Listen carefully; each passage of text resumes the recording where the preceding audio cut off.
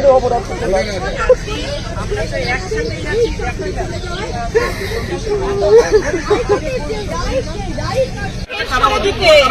বাংলায় মমতা ব্যানার্জি জিন্দাবাদ,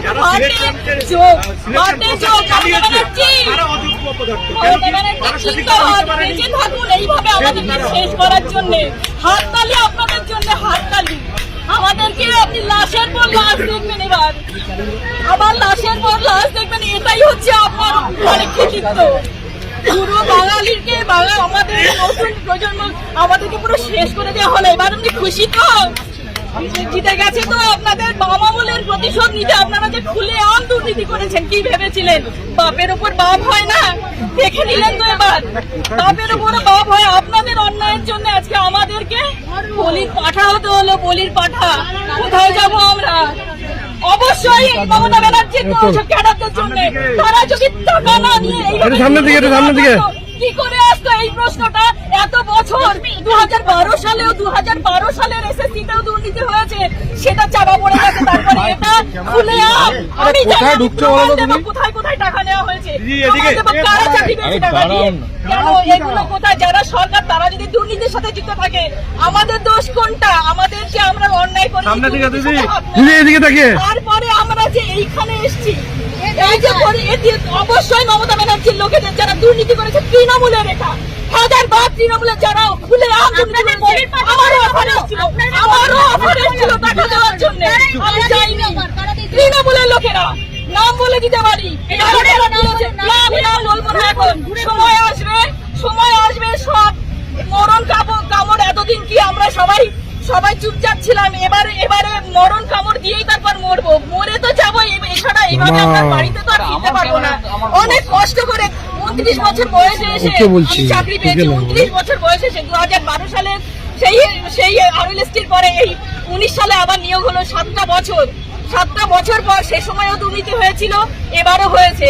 এত বছর পরে 29 বছর জীবনের শেষ সময় এসে আর আমরা কি দাঁড়াতে পারি? সারা বছর কি সারা জীবন কি মানুষ পড়াশোনা করতে পারে? এখন বলছে রিএক্সামের কথা।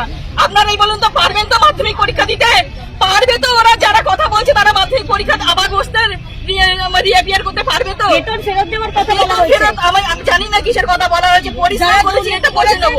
আরে বেতন ফেরত যারা দুর্নীতি করেছে, আমরা তো দুর্নীতি করিনি, আর বেতন ফেরতের প্রশ্নই ওঠে না। আমরা যা সার্ভিস দিয়েছি আমাদের স্কুলে, আমাদের স্টুডেন্টদের কাছ থেকে খবর নিন। খাতাও দেখেছেন, মাধ্যমিক উচ্চ মাধ্যমিকের খাতাও তো আপনারা দেখেছেন। আমার এখনো আনফরচুনেটলি বলুন, ফরচুনেটলি বলুন, আমার কাছে এখনো আসেনি খাতা, আমি এখনো পাইনি। বাট অনেকেই পেয়েছে, আমার সহকর্মী যারা ছিলেন তারা পেয়েছেন। এখন আমরা কি করব? আপনাদের কি মনে হয় আপনাদের এই যে এই জাজমেন্টটা হলো, আমাদের দোষটা কোথায় বলুন তো? এই যে এতদিন আমরা শুনছি যে নিরপরাধীর শাস্তি না হোক, আমাদের কোন দেশে শাস্তি দেওয়া, কোন দোষে শাস্তি দেওয়া হলো আমাদেরকে? বাছাই করতে পারেনি বলেই আপনাদের এই ফল ভুগতে হচ্ছে। বাছাই করবে কি করে?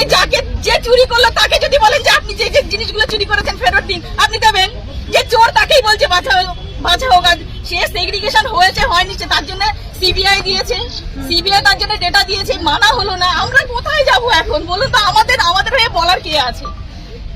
আদালত হাইকোর্টে আমাদের করে দিল, সুপ্রিম কোর্টেও সেম। আমরা তো বুঝতে পারছি যে আমরা যদি দোষ না করে আমরা শাস্তি পেয়ে থাকি, তাহলে এটা ডেফিনেটলি পলিটিক্স ছাড়া আর কিছু না। এই রাজ্যে উনি হয়তো এটাই চেয়েছিলেন, যার জন্য এতটা খুলে করেছে, না হলে হতো না। উনি কি জানতেন না? সত্যি কথা বলুন তো, এই রাজ্যে আমাদের একটা কথা নড়ে না ওনার মানে অগোচরে। উনি জানতেন না যে এইসব জিনিসগুলো হচ্ছে? শিক্ষামন্ত্রীর বাড়িতে টাকা পাওয়া যাচ্ছে, লজ্জার বিষয়। কতটা লজ্জার বিষয় এটা? হ্যাঁ, লজ্জা করে না? ওকে তো 7 বার মানে ফাঁসি দেওয়া উচিত ছিল। জেলে কি করছে ও? বেঁচে আছে কেন এখনো? কি শাস্তি হয়েছে? ও জেলটা ওর জন্য উপযুক্ত জায়গা নয়। উনি জানতেন না? এই এত দুর্নীতি হলো কি করে? উনার প্রশ্রয় ছাড়া কি হয়েছে? তাহলে আমরা কি করবো? বাচ্চাগুলোকে এখন তো জানি না ওদের সামনে কি করে ফেস করবে। বলুন তো, অন্যায় না করে এরকম পরিস্থিতিতে কেমন লাগে?